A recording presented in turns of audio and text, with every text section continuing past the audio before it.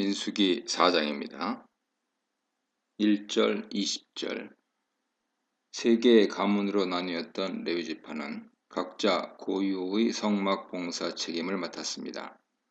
여기서 직무를 위한 연령 제한과 더불어 각 가문의 성막에서의 핵심적인 임무, 특별히 성막 운반에서의 역할에 대한 상세한 설명이 주어집니다. 현역으로 일할 수 있는 연령은 30세에서 50세까지입니다. 고앗 자손은 성막 내에 비치된 가장 중요한 핵심 기물들을 맡았습니다. 그것들은 각각 법궤, 진설상, 등잔대, 그리고 향단과 더불어 마당에 놓인 놋제단, 물두멍입니다. 법궤는 증거궤라 불리는데 그 안에 증거판이라 불리는 십계명이 새겨진 두 돌판이 놓여 있기 때문입니다. 법궤는 왕이신 하나님의 보좌로 거기에 하나님이 앉아 계시는 물건이죠. 따라서 법궤는 성막에서 가장 중요한 성물입니다. 하나님의 구름 기둥이 움직일 때 이스라엘 진영과 성막이 이동해야 했습니다. 이때 고앗 자손은 우선 가장 중요한 물건인 법궤를 책임지고 운반합니다. 그러나 고앗 자손들이 들기 전에 먼저 제사장들이 법궤를 몇 겹 덮개로 덮어야만 했습니다. 우선 지성소 휘장으로 그것을 덮었으며 이어서 해달 가죽을 다시 덮고 마지막으로 순청색 보자기를 한 번 더 덮었습니다. 흥미로운 것은 지성소 휘장으로 법궤를 1차로 덮었다는 점이죠. 3중으로 법궤를 덮었다는 것은 아무도 법궤를 만지지도 보지도 못하도록 하기 위한 조치임을 알 수 있습니다. 이러한 안전조치는 내성소의 핵심 비품들의 경우도 마찬가지였습니다. 제사장들은 진설상도 그 위에 청색 보자기를 펴서 덮습니다. 이어 그 위에 진설상의 여러 부속 비품들인 대접들, 숟가락들, 주발들과 붓는 잔들을 놓은 뒤 다시 홍색 보자기로 그것들을 덮습니다. 마지막으로 해달 가죽 덮개로 한 번 더 덮었습니다. 역시 3중으로 진설상을 덮는다는 것을 알 수 있죠. 그 후에야 고앗 자손들이 채를 들어 그 상을 운반할 수 있었습니다. 이어서 등잔대를 보자기와 덮개로 덮었습니다. 1차로 청색 보자기로 등잔대와 여러 부속 비품들, 불집게, 불똥그릇, 기름그릇을 함께 쌌습니다. 이어서 그것을 다시 해달의 가죽 덮개로 싸서 어깨에 메어 들고 다니는 틀 위에 놓은 뒤 운반했습니다. 등잔대는 결국 두 겹 덮개로 덮은 셈이죠. 다음으로 향단을 청색 보자기로 덮고 다시 해달 가죽으로 한 번 더 덮어서 채를 들고 운반합니다. 나머지 그 모든 기구들을 청색 보자기에 싸서 다시 가죽 덮개로 덮어 매는 틀 위에 든 다음 어깨에 메고 운반했습니다. 마당 번제단 운반 역시 고앗 자손 책무입니다. 우선 제단을 청소하여 재를 모아 버린 뒤에 그 위에 자색 보자기를 펴니다. 그리고 그 보자기 위에 다시 제단 관리를 위한 모든 다른 비품들, 곧 불 옮기는 그릇, 고기 갈고리, 부삽들, 대야들을 놓습니다. 그 비품들을 다시 해달의 가죽으로 덮은 뒤 채를 들어 제단을 옮깁니다. 아마 이때 제단의 불씨는 따로 보관했음이 분명합니다. 제단불을 꺼뜨려선 안 되기 때문이죠. 놋으로 제작된 물두멍의 운반에 대해서는 아무런 언급이 없으나 이것의 운반 역시 고앗 자손의 임무였을 것입니다.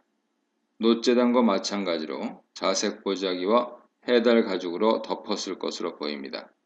이런 방식으로 아론 지도하에 그의 아들들 곧 제사장들은 성막 내 모든 기구들을 몇 겹으로 철저히 덮은 다음 고앗 자손에게 지시하여 운반하게 합니다. 이렇듯 성막의 주요 기물들을 모두 덮은 다음 고앗 자손들이 어깨에 메고 운반합니다. 이때 하나님께서는 왜 이렇게 기물들을 덮어야 하는지 말씀해 주십니다. 그것은 제사장이 아닌 사람이 그런 물건을 만지면 죽기 때문입니다. 이 경고는 17절에서 20절 사이에 반복 강조됩니다. 이때 고앗 자손의 이러한 임무를 총지휘하는 제사장은 아론의 아들 엘르아살이죠. 그 외에도 16절은 엘르아살이 성막 본당 예식에 필요한 모든 것을 책임지며 관리했음을 말해줍니다. 금 등대에 사용되는 등이와 향단에 피우는 향로를 담당했습니다. 또한 거룩한 기름인 관유를 관리했습니다. 그는 또 소제물을 맡았는데 이것이 어떤 소제물인지는 분명하지 않습니다. 안식일마다 교체된 진설병일 수도 있고 제사장들이 매일 아침 저녁으로 번제와 더불어 드린 매일 소제이거나 제사장들이 사적으로 태워서 드린 소제물일 수도 있습니다. 일반 백성 소제물이 아닌 것은 분명하죠. 엘르아살은 나아가 성막 본당, 장막 전체죠. 그 안에 주요 비품들 및 마당의 노제단과 물두멍, 즉 성막의 모든 주요 비품들과 기구들을 책임졌습니다. 하나님께서는 왜 주요 성물들을 여러 겹으로 덮고 쌓아야 하는지 더 상세하게 경고와 더불어 재차 강조하십니다. 만일 고앗 자손이 가장 거룩한 비품들을 신중히 다루지 못한다면 그것은 그들의 죽음을 불러일으킵니다. 앞서 말한 대로 만일 그들이 그 성물들을 만지면 죽는데 여기서는 더 나아가 심지어 보기만 해도 죽게 된다는 엄중한 경고가 주어집니다. 따라서 고앗 자손은 사망을 면키 위해 그 성물들을 겹겹이 쌓아야 합니다. 자격 없는 자가 함부로 그 성물과 접촉하거나 심지어 쳐다보기만 해도 그는 거룩의 기운에 맞아서 죽게 됩니다. 하나님의 거룩이 뿜어내는 위험성은 어찌 보면 잔인하고 사랑의 하나님과 전혀 어울려 보이지 않지만 구약에서는 하나님께서 그러한 방식으로 자신이 어떤 분인지 알려주셨습니다. 21, 28절입니다. 게르손 자손들은 성막의 각종 천막들과 휘장들을 맡았습니다. 본당을 덮은 천막은 총 4장인데 처음 2장은 앙장막들이죠. 첫 번째 것은 청색, 자색, 홍색 실로 짜고 그룹들이 수놓아진 최고급 앙장막이고 두 번째 것은 단순히 염소털 실로 짠 앙장막입니다. 여러 장을 이어서 만든 거대한 두 천막은 회막 전체를 덮기에 충분했습니다. 크기는 두 번째 것이 더 컸기 때문에 첫 번째 것을 완전히 덮을 수 있었죠. 이 둘은 실로 짠 앙정막이었기 때문에 매우 비쌌는데 특히 첫 번째 앙정막은 고가의 염료들로 염색한 대단히 비싼 실로 제작되었습니다. 나머지 두 겹의 천막은 가죽 제품인데 각각 붉은 염색을 한 순양 가죽과 해달 가죽, 사실은 아마도 물개 종류일 것 같은데요. 해달 가죽으로 만들었습니다. 처음 두 천막은 앙장으로 만든 막이라 비가 새고 바람이 들어올 수 있기에 아마 세 번째 천막인 순양 가죽 덮개가 방수와 방풍을 위해 전체를 덮었을 것으로 추론되고 네 번째 해달 가죽은 장식용으로 지붕에 깔았을 것으로 보입니다. 25절의 휘장문은 지성소 휘장이 아닌 내성소 입구를 막는 막, 즉 내소막이며 26절의 뜰의 휘장문은 성막 입구에 쳐놓은 뜰막을 말합니다. 게르손 자손은 이런 모든 천막들 및 휘장들, 그리고 그것을 설치할 때 필요한 줄, 말뚝 같은 부속 비품들을 운반합니다. 이 일의 총 감독은 아론의 넷째 아들인 제사장 이다말이 맡습니다. 29, 33절입니다. 마지막으로 무라리 자손 임무가 설명됩니다. 그들은 성막 골조를 책임졌습니다. 골조를 이루는 것들은 다음과 같죠. 성막의 본당 벽을 만드는 널판지들, 그 널판지를 고정하는 데 사용된 띠, 내성소 입구와 지성소 앞에 세워진 기둥들과 그 받침들, 뜰의 울타리를 치기 위한 기둥들과 기둥 받침들, 울타리를 치기 위한 말뚝과 줄들, 본당 벽으로 세워지는 널판지들, 그리고 그것들과 더불어 휘장들을 걸기 위해 세운 기둥들은 아래에 받침대들이 끼워져 있습니다. 이 물건들은 대단히 무겁고 양도 많아 운반이 쉽지 않았는데 무라리 족속이 이 일을 맡았습니다. 이 일의 총괄 책임자도 마찬가지로 이다말이었습니다. 이 문단에서는 일의 종류와 나이에 맞게 하나님이 맡기신 대로 리더의 지도를 받으면서에 대해 묵상해 보시기 바랍니다. 34, 37절입니다. 앞서 레위지파 각 가문별로 인구조사를 하라는 명령과 더불어서 그들이 각자 성막에서 해야 할 일이 할당되었습니다. 여기서 이제 그 레위지파의 인구조사 통계가 보고됩니다. 우선 고핫 자손의 30세에서 50세 사이 장정은 2,750명입니다. 앞서 살펴본 대로 생후 1개월 이상 고핫 남자는 8,300명이었죠. 이들 진영은 성막 남쪽에 배치되었고 주 임무는 성막 제사와 관련된 핵심 기물들을 관리 운반하는 것이었습니다. 38, 41절입니다. 게르손 자손 중 30세에서 50세 사이의 장정은 2,630명입니다. 생후 1개월 이상 게르손 남자는 7,500명이었죠. 이들은 서쪽, 즉 성막 뒤쪽에 배치되었으며 주 임무는 천막과 휘장들을 관리하고 운반하는 것이었습니다. 42, 45절입니다. 무라리 자손의 30세에서 50세 사이 장정은 3,200명입니다. 앞서 이들의 생후 1개월 이상 무라리 남자는 6,200명이었죠. 이들의 진영은 북쪽에 배치되었고 주 임무는 널빤지와 기둥을 비롯한 성막 골조를 관리 운반하는 것이었습니다. 46절로 49절입니다. 모세의 지휘하에 아론과 이스라엘 지도자들이 레위지파 전체에 30세에서 50세 장정을 계산한 총계는 8,580명입니다. 생후 1개월 된 레위 남자는 22,000명이었죠. 따라서 전체 레위 인구의 약 5분의 2가 현역으로 봉사할 수 있는 연령층이었습니다. 30세에서 50세는 육체노동에 가장 적합한 연령층이라 할 수 있습니다.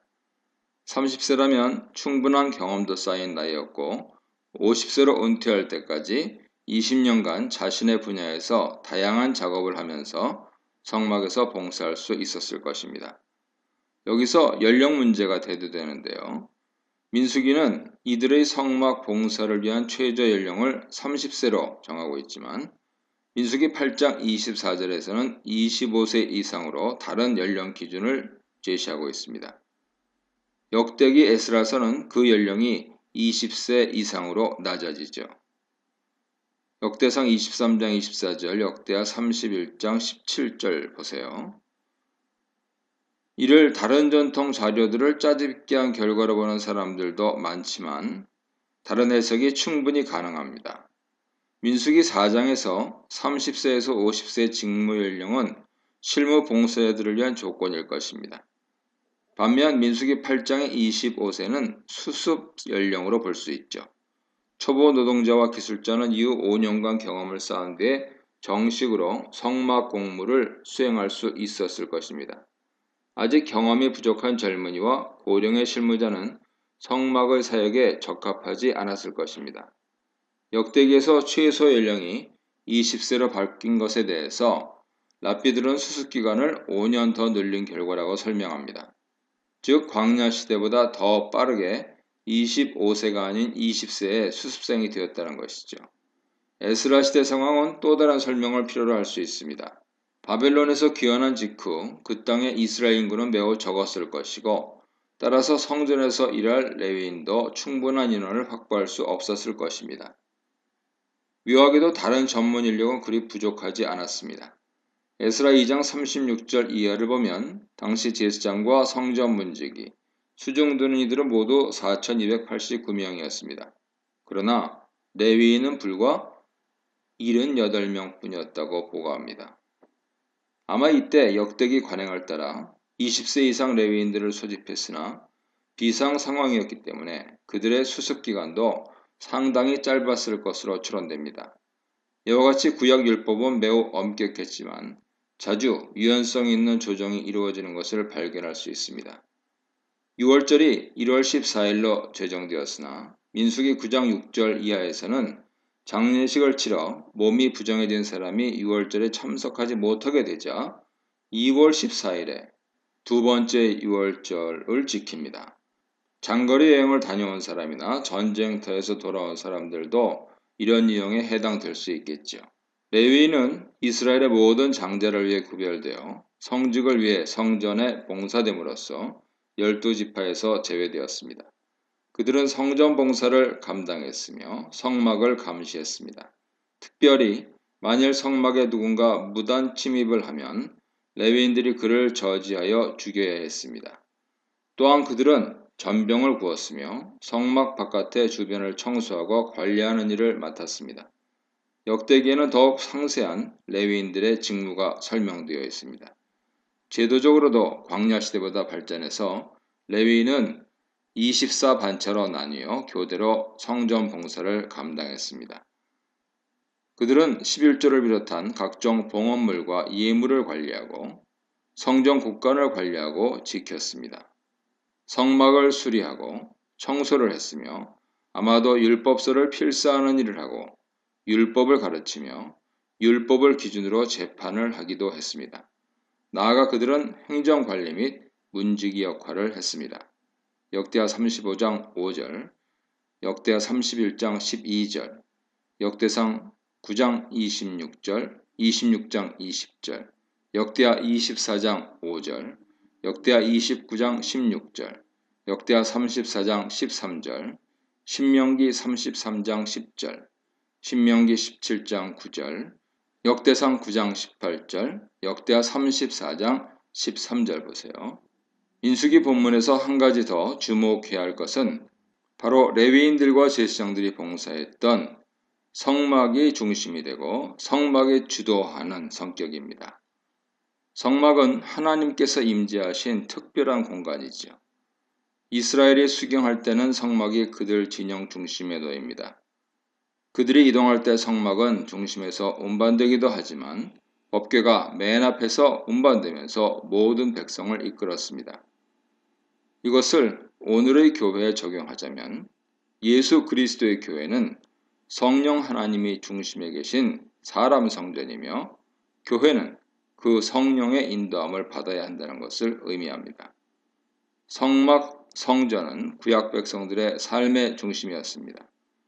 성막은 물리, 공간적인 견지에서 이스라엘 진영 한복판에 놓여 있을 뿐 아니라 그들 일상생활의 중심에 놓여 있었습니다. 이런 측면에서 성전은 이스라엘의 심장이었습니다. 성전이 없는 이스라엘은 존재 의미가 없었죠.